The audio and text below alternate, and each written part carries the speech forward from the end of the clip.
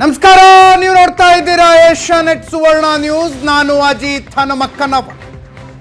ಈಗ party rounds ಯಾವ್ಯಾವ ಪಕ್ಷದೊಳಗೆ ಏನೇನು ಆಗ್ತಾ ಇದೆ ಅನ್ನುವ ವಿವರಗಳನ್ನು ವಿಶ್ಲೇಷಣೆಯ ಸಮೇತ ಕೊಡುವ ವಿಶೇಷ ನ್ಯೂಸ್ ಬುಲೆಟಿನ್ ಇದು ಪಾರ್ಟಿ ರೌಂಡ್ಸ್. ಇವತ್ತಿನ ಪಾರ್ಟಿ ರೌಂಡ್ಸ್ನ ಪ್ರಮುಖ ಸುದ್ದಿಗಳನ್ನು ಹೆಡ್ಲೈನ್ಸ್ ಬೇಡ, ನೇರವಾಗಿ ವಿಷಯಕ್ಕೆ ಹೋಗೋಣ. ಸಂಸತ್ತಿನಲ್ಲಿ ಲೋಕಸಭೆಯಲ್ಲಿ ಇವತ್ತು ರಾಹುಲ್ ಗಾಂಧಿ ಮಾತನಾಡಿದರು.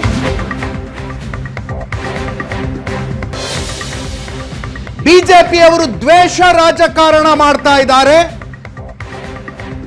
ಎಲ್ಲ ಧರ್ಮಗಳು ಶಾಂತಿಯನ್ನ ಬೋಧಿಸ್ತವೆ ಅಂತ ರಾಹುಲ್ ಗಾಂಧಿ ಮೊದಲ ಭಾಷಣ.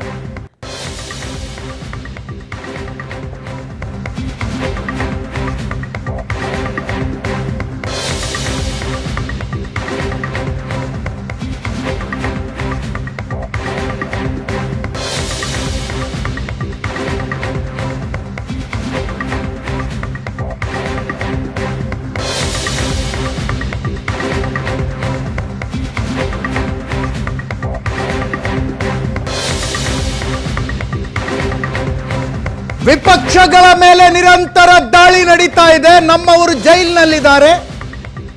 ಬಡವರು ದಲಿತರ ಮೇಲೆ ದಾಳಿಯಾಗಿದೆ. ನನ್ನ ಮೇಲೆ 24ಕ್ಕೂ ಹೆಚ್ಚು ಕೇಸ್ಗಳಿದ್ದಾವೆ. 2 ವರ್ಷ ಜೈಲು ಶಿಕ್ಷೆ ಆದೇಶ ಇದೆ. ವಿಪಕ್ಷ ನಾಯಕರಾದ ನಂತರ ರಾಹುಲ್ ಗಾಂಧಿ ಮೊದಲ ಭಾಷಣ ಇವತ್ತು.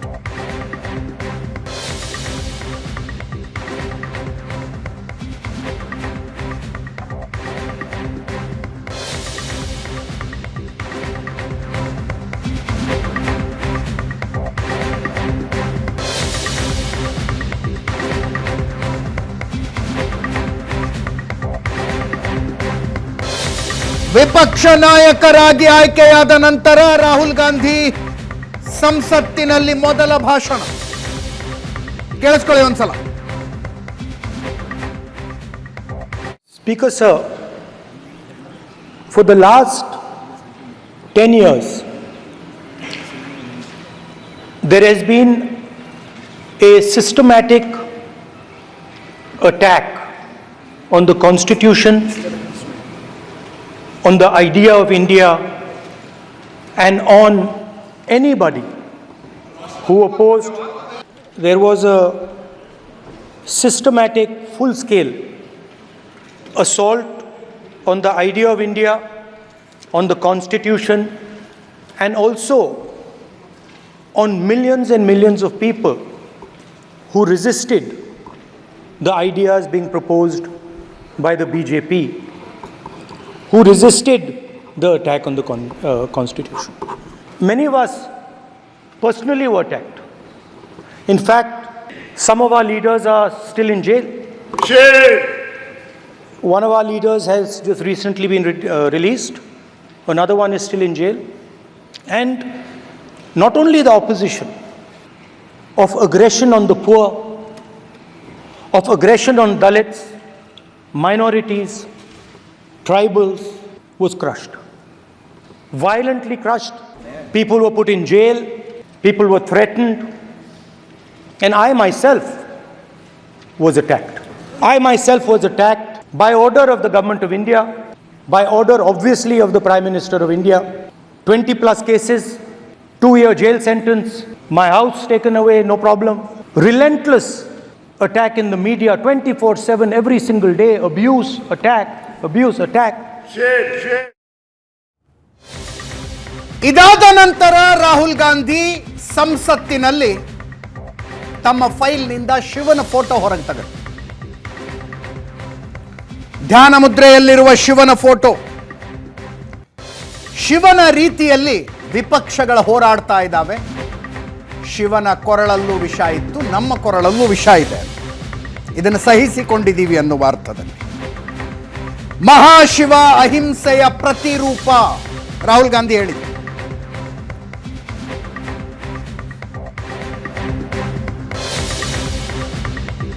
ಅಹಿಂಸೆಯ ಪ್ರತಿರೂಪ.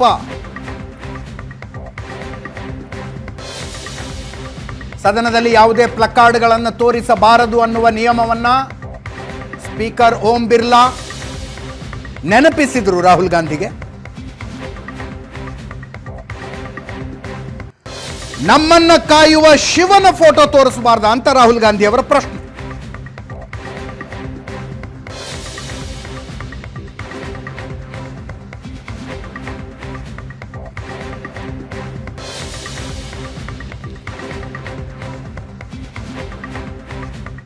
Showing an image of our refuge. Okay? Sir Shiv ji की फोटो नहीं दिखा सकते सर? एक मिनट माननीय सदस्य। सर शिव जी की फोटो मना है सर? एक मिनट सर मना है तो रख देता हूं सर। नो एक मिनट प्लीज।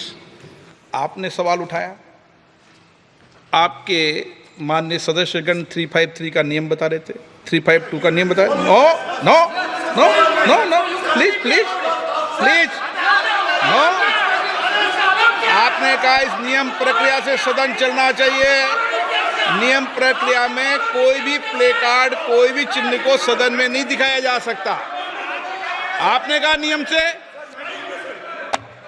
ऐसा नहीं है। माइक दीजिए सर। जी सर क्या इस हाउस में शिव जी की फोटो दिखाना मना है? माननीय सदस्य, आप बस ये बता दीजिए माननीय सदस्य सर मना है या नहीं? कोई भी चित्र को दिखाने के तो शिव जी का चित्र इस साधन इस हाउस में दिखाना मना है? यहाँ पे दूसरी चीजों के चित्र दिखाए जा सकते हैं मगर शिव जी का चित्र नहीं दिखा जाया जा सकता। अगर मैं कह रहा हूं कि हमें इनसे प्रोटेक्शन मिली और मैं समझाना चाह रहा हूं कैसे प्रोटेक्शन मिली, आप मुझे चित्र नहीं दिखाने दे रहे हो। इसके बाद मेरे पास और चित्र हैं, मैं सब दिखाना चाहता था। स्पीकर सर, ये चित्र पूरे हिंदुस्तान के दिल में है। पूरा हिंदुस्तान इस चित्र को जानता है, समझता है। Everybody knows this image. Speaker sir, why I got this image is because there are certain ideas in this image that we defend, that the opposition defends. The first idea in the image that we defend is the idea of confronting our fear, of never being scared. That idea is represented in this image, which you are not allowing me to show, by a snake that is placed right near the neck of Shivji. The idea behind that is never be scared of anything that you face. In fact, Shivji places death 1 inch from his neck. And that is the spirit with which we fought when we were in the opposition.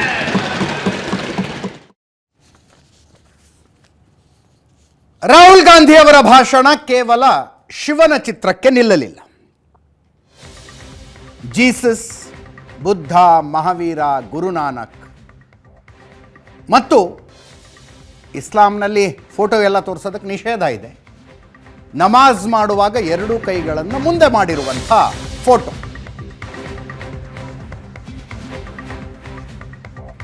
ಎಲ್ಲ ಧರ್ಮಗಳು ಅಹಿಂಸೆಯನ್ನೇ ಹೇಳ್ತವೆ. ಎಲ್ಲ ಧರ್ಮಗಳು ಇನ್ನೊಬ್ಬರನ್ನ ಕಾಡಬೇಡಿ ಅಂತ ಹೇಳ್ತವೆ ಅನ್ನುವುದರ ದ್ಯೋತಕವಾಗಿ ಬೇರೆ ಬೇರೆ ಪ್ರಿಂಟ್ಔಟ್ಗಳನ್ನು ರಾಹುಲ್ ಗಾಂಧಿ ಇವತ್ತು ತಗೊಂಡು ಬಂದಿದ್ರು.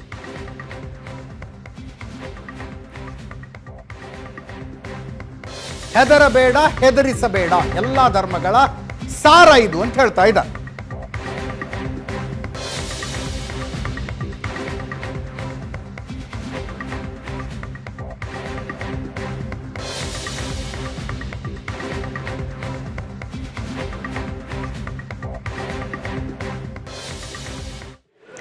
That it is not just one religion that talks about courage.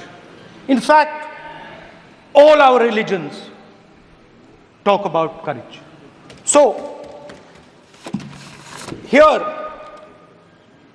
is the religion of Islam. आप एड्रेस करें। अब कांग्रेस पार्टी ने शिवजी की फोटो दिखा दी है, गुस्सा हो गए। आप तो इस्लाम में भी कहा गया है, मैं पढ़ता हूं। एड्रेस इधर करें। He said, एड्रेस इधर करें माननीय सदस्य। हाँ जी, sorry. The prophet, peace be upon him, said, he, God said, have no fear. I am with you, hearing and seeing. मतलब इस्लाम में भी कहा गया है कि डरना नहीं है।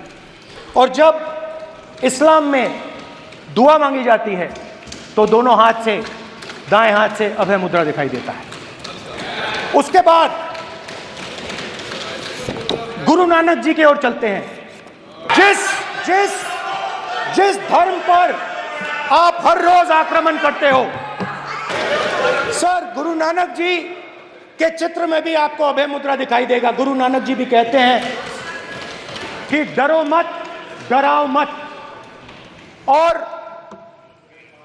पंजाब से गुरु नानक जी मक्का तक गए, थाईलैंड तक गए, अफगानिस्तान गए, श्रीलंका गए, किसी से हिंसा नहीं की, अहिंसा की बात की, सत्य की बात की, और किसी को उन्होंने अपनी जिंदगी में नहीं डराया।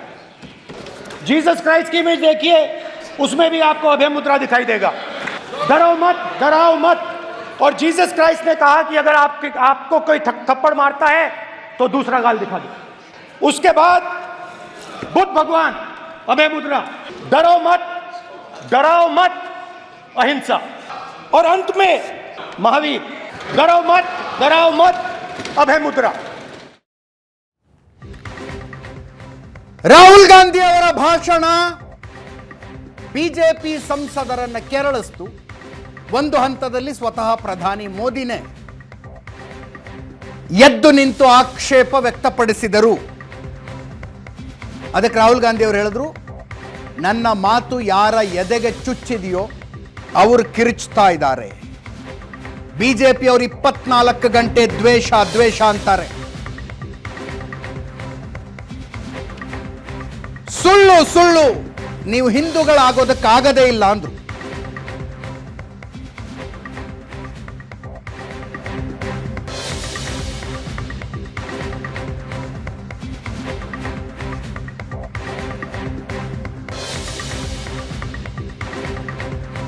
ಸುಳ್ಳು ಸುಳ್ಳು, ನೀವು ಹಿಂದೂಗಳಾಗೋದಕ್ಕಾಗದೇ ಇಲ್ಲ.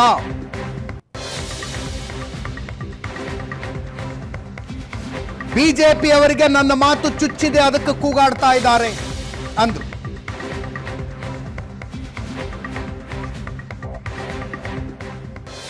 देश अहिंसा का देश है, ये देश डर का देश नहीं है। तो हमारे सारे के सारे महापुरुषों ने अहिंसा की बात की, डर मिटाने की बात की।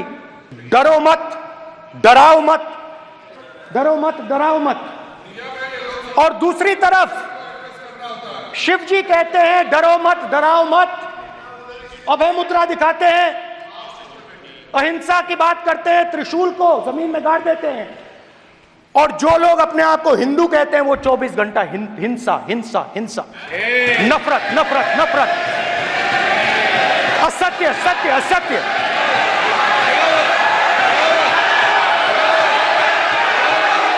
आप हिंदू हो ही नहीं।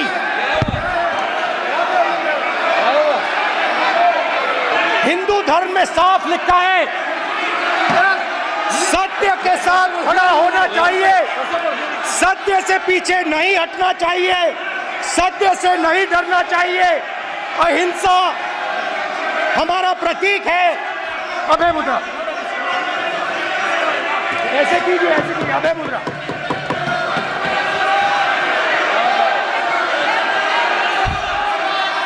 आप बात समझिए, आप बात समझिए। ये इसलिए चिल्ला रहे हैं क्योंकि तीर जाके दिल में लगा है, दिल में जाके तीर लगा है, इसलिए ये चिल्ला रहे हैं। देखो चुप हो गए, देखिए स्पीकर साहब चुप हो गए सब।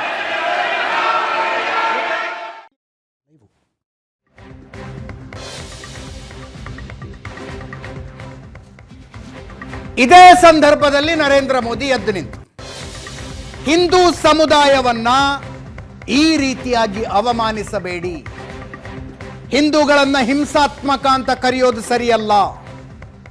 ಅವಾಗ ರಾಹುಲ್ ಗಾಂಧಿ, ಹಿಂದೂಗಳನ್ನ ನಾನೆಲ್ಲಿ ಹಿಂಸಾತ್ಮಕ ಅಂದಿದ್ದೀನಿ, ನಾನು ಮಾತಾಡ್ತಾ ಇರೋದು ಬಿಜೆಪಿ RSS ಸಿದ್ಧಾಂತದ ಬಗ್ಗೆ ಅಂದ್ರು. ಮೋದಿ ಬಿಜೆಪಿ ಅಂದ್ರೆ ಹಿಂದೂ ಸಮುದಾಯವಲ್ಲ, ನೀವು ಸಂಪೂರ್ಣ ಹಿಂದೂ ಅಲ್ಲ ಅಂದ್ರು ರಾಹುಲ್ ಗಾಂಧಿ. ಅಮಿತ್ ಶಾ ಕೂಡ ಆಕ್ಷೇಪ ವ್ಯಕ್ತಪಡಿಸಿದ್ರು. ಸಂಸತ್ತಿನ ಕ್ಷಮೆ ಯಾಚಿಸಬೇಕು ರಾಹುಲ್ ಗಾಂಧಿ ಅಂತ.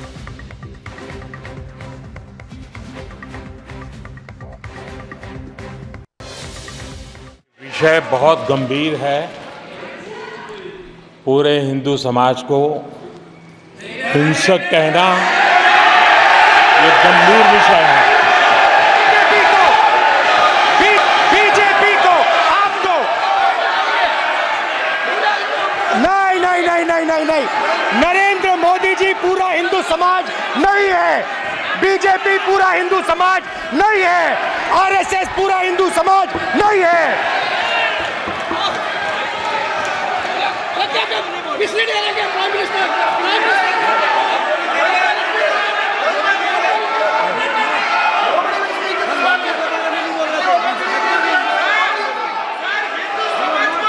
भूपेंद्र यादव जी, ये ठेका नहीं है बीजेपी का। भूपेंद्र यादव जी बोलना चाहते हैं आप? ये सब हिंदू हैं यहाँ पे, ये सब हिंदू हैं। माननीय अध्यक्ष जी, ये विषय शोर शराबा कर इतने बड़े वाकया को छिपाया नहीं जा सकता। विपक्ष के नेताजी ने कैटेगोरिकली कहा है कि जो अपने आप को हिंदू कहते हैं वो हिंसा करते हैं। मैं फिर से रिपीट करना चाहता हूं, उनका वाक्य था जो अपने आप को हिंदू कहते हैं वो हिंसा की बात करते हैं, हिंसा करते हैं। मान्यवर, इस देश में शायद इनको मालूम नहीं है, करोड़ों लोग अपने आप को गर्व से हिंदू कहते हैं, गर्व से हिंदू कहते हैं। क्या वो सभी लोग हिंसा की बात करते हैं, हिंसा करते हैं? हिंसा की भावना को किसी धर्म के साथ जोड़ना और ये सदन में और संवैधानिक पद पर बैठे हुए व्यक्ति ने, मैं मानता हूं मान्यवर, उन्होंने इसकी माफी मांगनी चाहिए। अभय की बात तो इनको करने का कोई अधिकार नहीं है।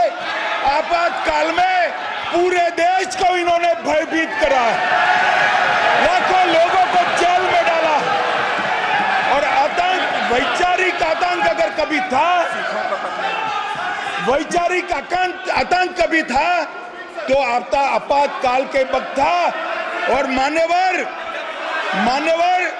दिल्ली में दिन दहाड़े हजारों सिख भाइयों का कत्लेआम उनके शासन में हुआ।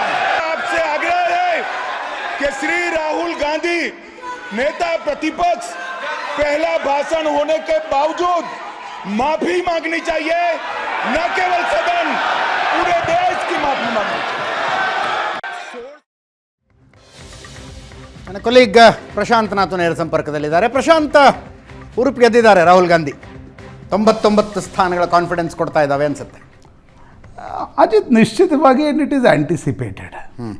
ಒಂದು ಚುನಾವಣೆಯಲ್ಲಿ 50ರಿಂದ 99 ಸ್ಥಾನಕ್ಕೆ ಹೋಗಿ ಮೊದಲ ಬಾರಿ ವಿರೋಧ ಪಕ್ಷದ ನಾಯಕ ಸ್ಥಾನ 10 ವರ್ಷದ ನಂತರ ಸಿಕ್ಕ ಮೇಲೆ ರಾಹುಲ್ ಗಾಂಧಿ ಒಂದು ಆಕ್ರಮಣಕಾರಿ ಮೋಡ್ನಲ್ಲಿದ್ದಾರೆ ಅಂತಕ್ಕಂಥದ್ದು ಸ್ಪಷ್ಟ.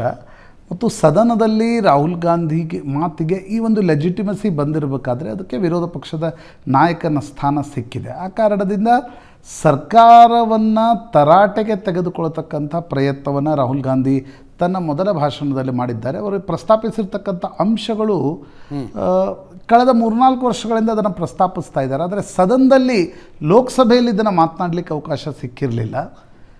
ಪ್ರಮುಖವಾಗಿ ಅಂದರೆ ನೀವು ಒಬ್ಬ ಸಂಸತ್ನಾಗ ಮಾತನಾಡೋದು ಬೇರೆ, ವಿರೋಧ ಪಕ್ಷದ ನಾಯಕ ನಿಯಮಗಳು ಅನ್ವಯಿಸ್ತವೆ. ಆಗ ರಾಹುಲ್ ಗಾಂಧಿ ನೋಡಿ, IT-ED ಸರ್ಕಾರ ನನ್ನನ್ನು IT-EDಗೆ 52 ಗಂಟೆಗಳ ಕಾಲ ಇಡಿ ನನ್ನನ್ನು ವಿಚಾರಣೆಗೊಳಪಡಿಸ್ತು, ಅನೇಕರು ಜೈಲಿಗೆ ಹೋಗಿ ಬಂದರು. ಇದಕ್ಕೆಲ್ಲ ಸರ್ಕಾರವೇ ಕಾರಣ. ಸರ್ಕಾರ ಒಂದು ರೀತಿಯ ಸರ್ವಾಧಿಕಾರಿ ಧೋರಣೆಯನ್ನು ಅನುಸರಿಸ್ತಾ ಇದೆ. ಅದರ ಜೊತೆಗೆ ಒಂದೇನೋ ಧರ್ಮದ ವ್ಯಾಖ್ಯಾನವನ್ನು ಮಾಡಲಿಕ್ಕೆ ರಾಹುಲ್ ಗಾಂಧಿ ಹೊರಟರು. ಅದೀಗ ಸರಿಯೋ ತಪ್ಪೋ ಅಂತಕ್ಕಂಥದ್ದು ನೀವು ನಿಮಗೇನು ಅನ್ಸುತ್ತೆ ಹೇಳಿ, ಸರಿನಾ ತಪ್ಪ ಅನ್ನೋದು ಚರ್ಚೆ ವಿಷಯ ಅನ್ನೋದು ಒಂದು ನನಗನ್ಸುತ್ತೆ ನೋಡಿ. ಅದು ನೀವೀಗ ಅವರು ಮಾತನಾಡಿದ್ರು ಅಂದ ತಕ್ಷಣ ಅದು ಪೂರ್ತಿ ಹಿಂದೂ ಸಮಾಜಕ್ಕೆ ಅನ್ವಯ ಆಗತ್ತೆ ಅಂತ ನನಗನ್ಸಲ್ಲ. ಅಂದರೆ ಯಾವುದೋ ಒಂದು ಧರ್ಮ ಅವರು ದಾಳಿ ಮಾಡ್ತಾ ಇರ್ತಕ್ಕಂಥದ್ದು, ಟೀಕೆ ಮಾಡ್ತಾ ಇದ್ದದ್ದು BJP, ನರೇಂದ್ರ ಮೋದಿ, ಅಮಿತ್ ಶಾ, ಒಂದು ರಾಜಕೀಯ ಪಕ್ಷದ ಮೇಲೆ ಮತ್ತೊಂದು ಸಂಘ ಪರಿವಾರದ ಮೇಲೆ. ಆ ರೀತಿಯ ಟೀಕೆಗಳನ್ನು ಈಗ ನೀವು ತಕ್ಷಣಕ್ಕಿಲ್ಲ ಇಡೀ ಹಿಂದೂ ಸಮಾಜ ಹಿಂಸಕ ಅಂತಕ್ಕಂಥದ್ದನ್ನು ಅವ್ರು ಹೇಳಲಿಲ್ಲ. ಶಿವ, ಗುರುನಾನಕ್, ಇಸ್ಲಾಂ, ಜೀಸಸ್ ಈ ಉಲ್ಲೇಖವನ್ನು ತೆಗೆದುಕೊಂಡು ಅವು ಶಾಂತಿಯ ಪ್ರತೀಕವಾಗಿದೆ, ನೀವು ಶಾಂತಿಯ ಪ್ರತೀಕ ಅಲ್ಲ ಅಂತಕ್ಕಂಥದ್ದನ್ನು ಹೇಳುವ ಪ್ರಯತ್ನ ಮಾಡಿದರು. ಈಗ ಅದು ಎಷ್ಟು ಸರಿ ಎಷ್ಟು ತಪ್ಪು ಅಂತಕ್ಕಂಥದ್ದು ನೀವು ಯಾವ ಬದಿ ಇರ್ತೀರಿ ಅನ್ನೋದರ ಆಧಾರದ ಮೇಲೆ ಅವಲಂಬಿತ ಆಗಿರುತ್ತೆ. ನ್ಯಾಚುರಲಿ ಸರ್ಕಾರದ ಕಡೆಯಿಂದ ನೀವು ಹಿಂದೂ ಸಮಾಜವನ್ನು ಹಿಂಸಕ ಅಂತಕ್ಕಂಥ ರೀತಿಯಲ್ಲಿ ಹೇಳ್ತಾ ಇದ್ದೀರಿ ಅನ್ನೋದನ್ನು ಹೇಳುವ ಪ್ರಯತ್ನ ನಡೀತು. ನೋಡಿ, ಇದು ರಾಜಕೀಯ ಚರ್ಚೆಯ ಭಾಗ ಅಜಿತ್. ಇದು ರಾಜಕೀಯವಾಗಿ ವಿವಾದನ ಅಲ್ವಾ ಅಂತಕ್ಕಂಥದ್ದು ರಾಜಕೀಯವಾಗಿ ನೀವು ಯಾವ ಸೈಡ್ ಇದ್ದೀರಿ ಅನ್ನೋದ್ರ ಅವಲಂಬಿತ ಆಗಿರುತ್ತೆ. But what is important is Rahul Gandhi ಸ್ವಲ್ಪ ಅಗ್ರೆಸಿವ್ ಆಗಿದ್ದಾರೆ. ರಾಹುಲ್ ಗಾಂಧಿಗೆ ಸ್ವಲ್ಪ ಕಾನ್ಫಿಡೆನ್ಸ್ ಬಂದಿದೆ ಈ ಚುನಾವಣೆಯ ನಂತರ ಅಂತಕ್ಕಂಥದ್ದು ಸ್ಪಷ್ಟ.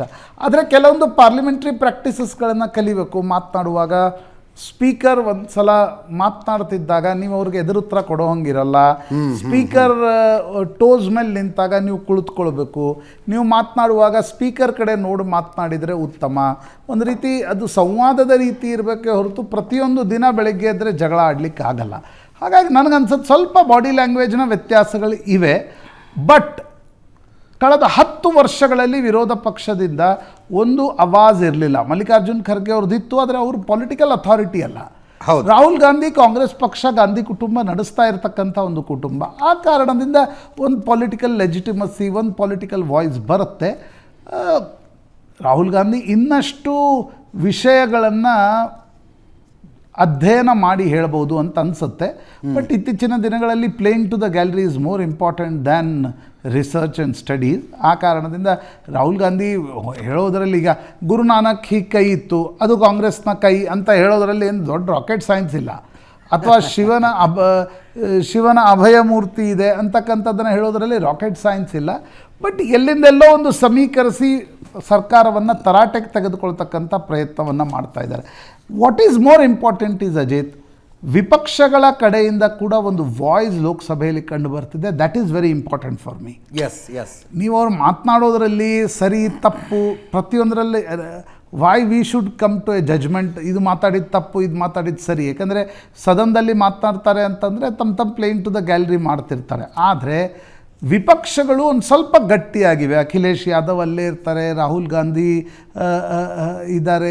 ಆ ಕಾರಣದಿಂದ ನನಗನ್ಸುತ್ತೆ ಒಂದು ಸ್ವಲ್ಪ ವಾಯ್ಸ್ ರೇಸ್ ಮಾಡುವ ಪ್ರಯತ್ನ ಮತ್ತು ಆಕ್ರಮಣಕಾರಿ ಆಗುವ ಪ್ರಯತ್ನ. That is good for democracy, nothing wrong in it.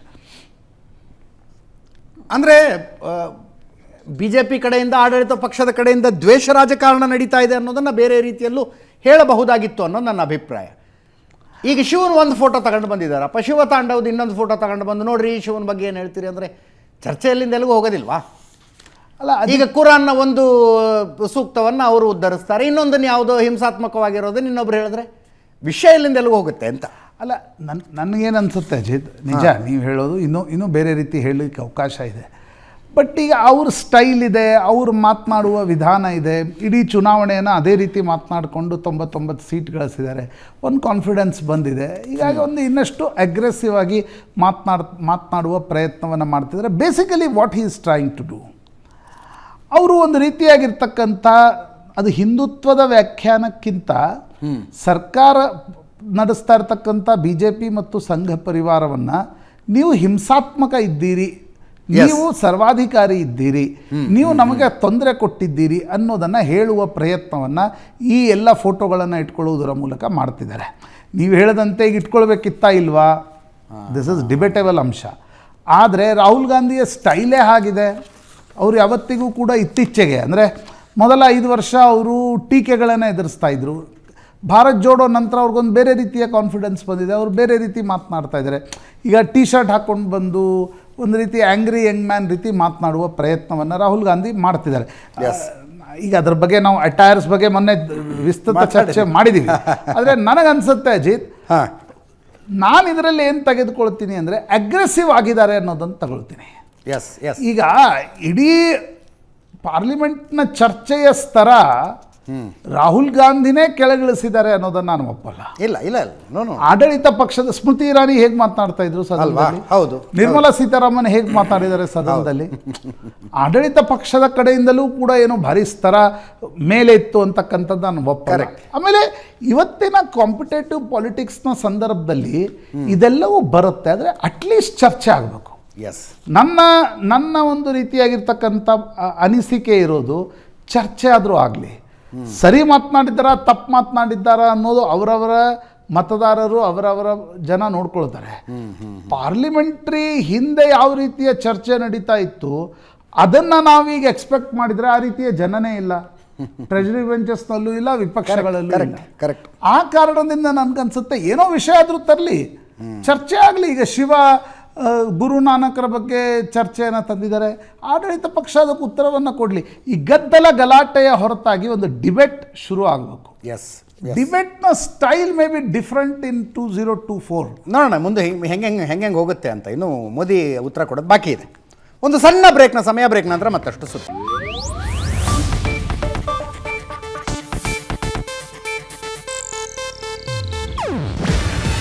ಇದು ಏಷ್ಯಾನೆಟ್ ನ್ಯೂಸ್ ನೆಟ್ವರ್ಕ್ ಪ್ರಸ್ತುತಿ.